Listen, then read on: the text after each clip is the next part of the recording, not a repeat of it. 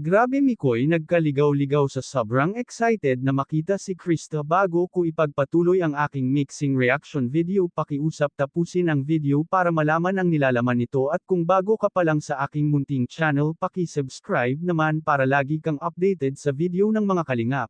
At huwag natin kalimutan suportahan ang ama ng kalingap na si Val Santos Matubang at ang kanyang anak na si Kalingap Rab. Isang mapagpalang araw sa inyong lahat mga kalingap. Isang buwan ang lumipas na hindi nagkita sina Mikoy at Krista.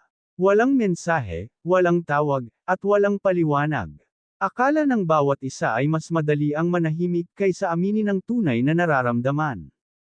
Ngunit habang tumatagal ang mga araw, mas lalo nilang naramdaman ang kawalan. Sa bawat umaga, si Mikoy ay napapatingin sa kanyang telepono, umaasang may mensahe mula kay Krista.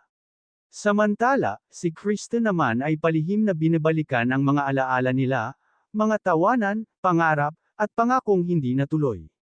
Sa paglipas ng isang buwan, pareho nilang inamin sa kanilang sarili ang katotohanan. Sa kabila ng distansya at katahimikan, hinahanap pa rin nila ang isa't isa. Nang sila'y muling magkita, walang galit, tanging pag-amin lamang. Inamin ni Mikoy na hindi niya nakayang kalimutan si Krista.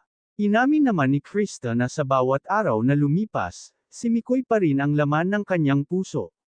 Sa wakas, napagtanto nila na ang pagkawala ay minsan kailangan upang maintindihan kung gaano kahalaga ang isang tao.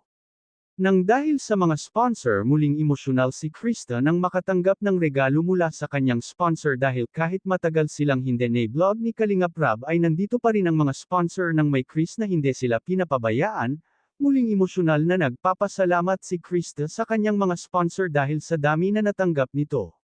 Hanggang dito na lang ang update ko mga kalingap, maraming salamat at God bless sa inyong lahat.